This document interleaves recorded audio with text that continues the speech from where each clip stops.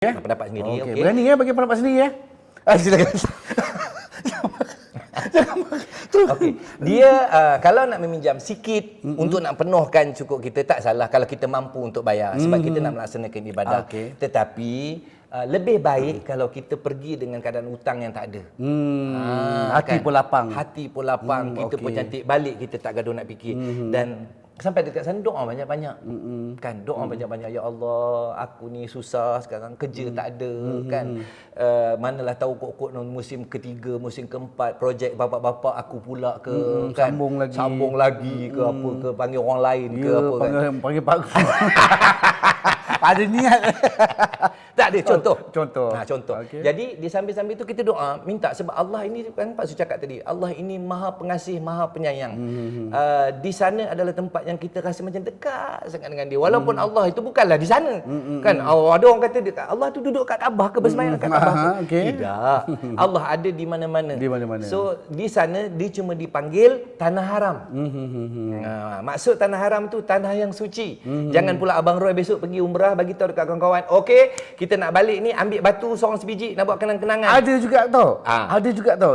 Ada pernah dengar lah ada orang mau balik tanah sikit. Ya, jangan. Okey. Okey. Pak Su pesan pada Abang Roy, pesan pada jemaah Abang Roy nanti ataupun semua yang sedang menonton ni, segala benda-benda yang terdapat di tanah haram tu jangan dibawa balik, melainkan benda yang kita beli dan juga air zam-zam. Jangan pergi ambil batu konon-kononnya pergi buat kenangan. Kan? Pergi ke gua Hira. Nak naik Jabal Nur. Kan dia nama ni Jabal Nur.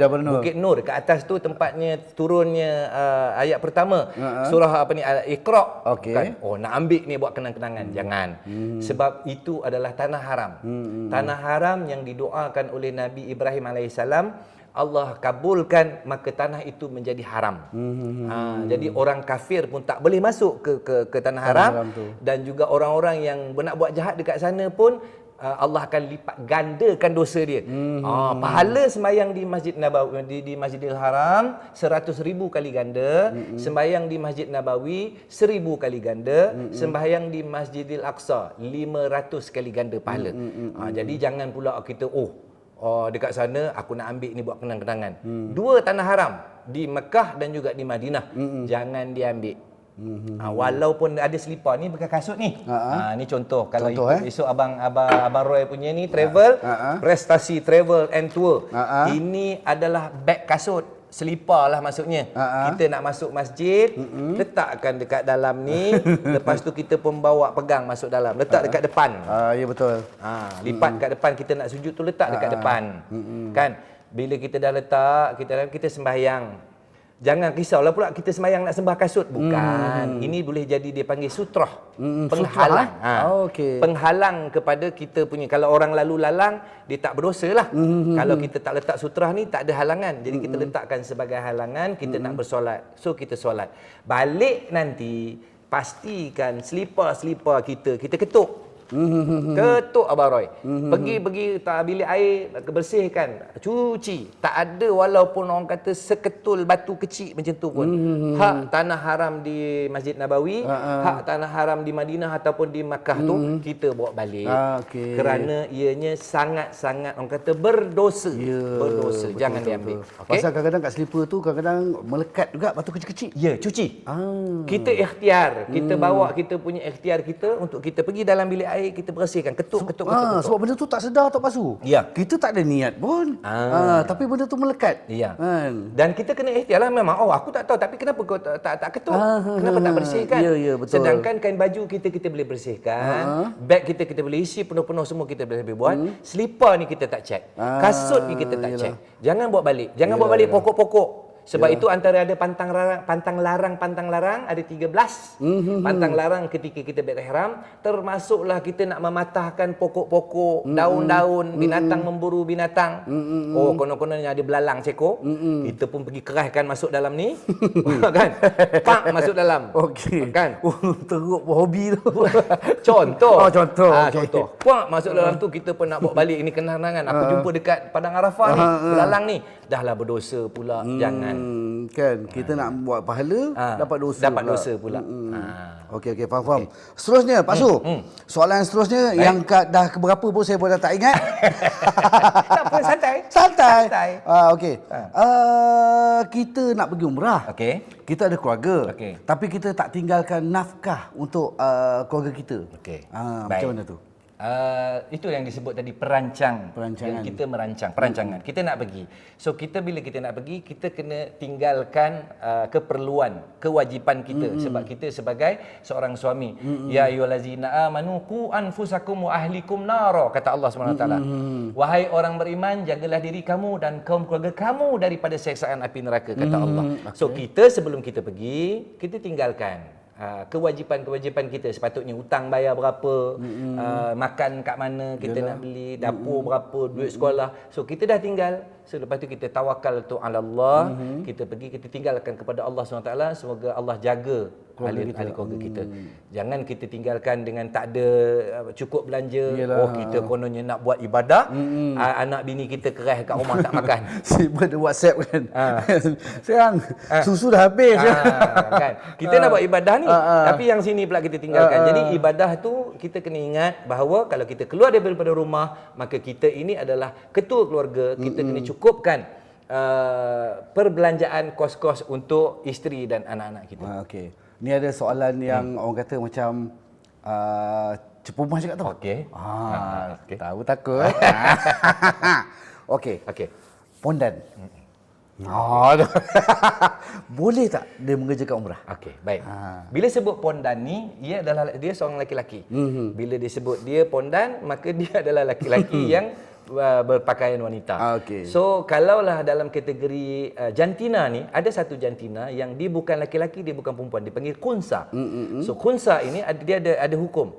Maka dia tengok, ulama kata tengok dia mengarah ke mana. Kalau dia mengarah kepada perempuan, maka dia akan jadi perempuan. Dia akan ikut perempuan. Dia kena pakai telekung. Dia kena tutup aurat dia sebab dia menghala kewanitaan. Suara dia besar, itu lain sebab dia dipanggil kunsa.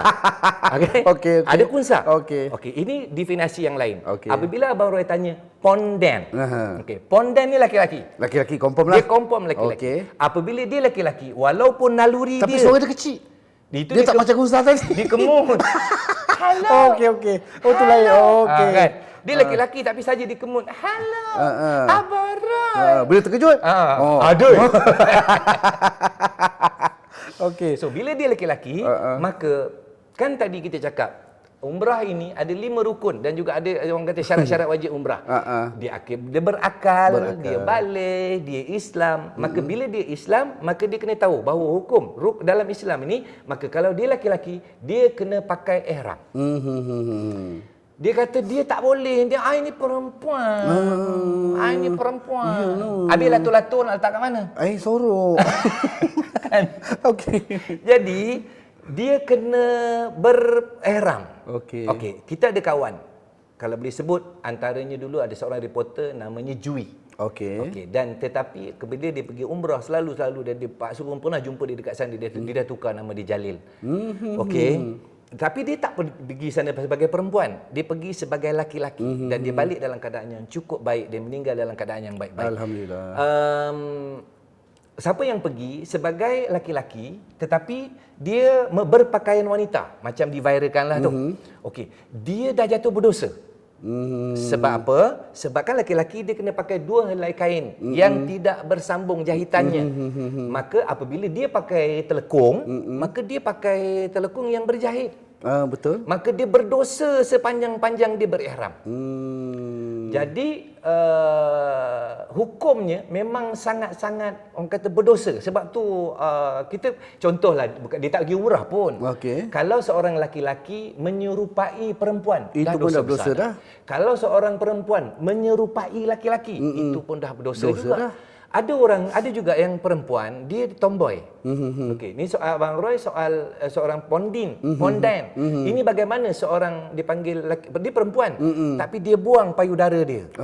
Dan dia nak jadi laki-laki. Okey. Dipakai ihram. Kan ditunjuk aurat dia, sedangkan aurat perempuan hanya muka dan telapak tangan. Dosa dia terlalu besar. Jangan main-main dengan ibadah. So ibadah ini kita serahkan kepada Allah SWT untuk Allah terima atau tidak, tetapi kita jangan mengubah fitrah yang Allah telah bagi kepada kita. Okey, Wallahu a'lam. wallahu Abang Roy a'lam. jangan Faham. pakai telekung. Jangan, saya tak pakai. Takkanlah saya pakai telekung. Okey, ada lagi ni Pak Su? Ada. Nak minta lah Pak Su cerita sikit lah. Okey. Tempat-tempat menarik masa kita ziarah dalam dengan luar Madinah Di ke Mekah. Mekah, okey. Pak Su pergi Mekah dulu. Okey. Okey, di Mekah ini Nabi SAW dilahirkan di kota suci Mekah. Mungkin kita pernah dengar dekat mana Nabi dilahirkan di kota suci Mekah. Kalau kita pergi ke Mekah, kita ada satu tempat dipanggil tempat maulidnya Nabi. Tempat Nabi dilahirkan. Okey. Okey, tempat sekarang ni dijadikan dipanggil Kutub Kanah. Bahasa dulu. Sekarang ataupun perpustakaan. Perpustakaan. Okey, boleh pergi dekat sana, kita tengok. Oh, inilah tempatnya Nabi dilahirkan. Tapak rumah. Nabi dilahirkan di situ. Ada juga tempat yang kita boleh pergi, Masjid Jin. Kita boleh pergi tempat yang tadi Pak Su sebut, Gua Hira. Okey, Gua Hira ni di mana ayat pertama yang Allah turunkan kepada Nabi kita Nabi Muhammad sallallahu alaihi wasallam. So kita boleh naik ke atas tu. Naik bukan nak buat apa, ada sunnah ke? Tidak, tapi nak merasai bagaimana Sayyidatina Allahumma salli ala sayyidina Muhammad, Siti Khadijah naik ke bukit tu untuk bagi Nabi makan. Oh, macam tu. Ya, Nabi menerima wahyu ketika itu umur 40 tahun. Okey. Sayyidatina Khadijah umurnya ketika itu mengatasi Nabi 55 tahun. Kan? Antara 50-55. Seorang yang dah berusia. Ya, betul. Naik ke atas tu. Kita nak rasa macam mana dia naik. Dulu tak ada tangga. Sekarang ada tangga. Ya, betul. Kalau Abang Roy pergilah naik ke atas tu untuk tengok macam mana.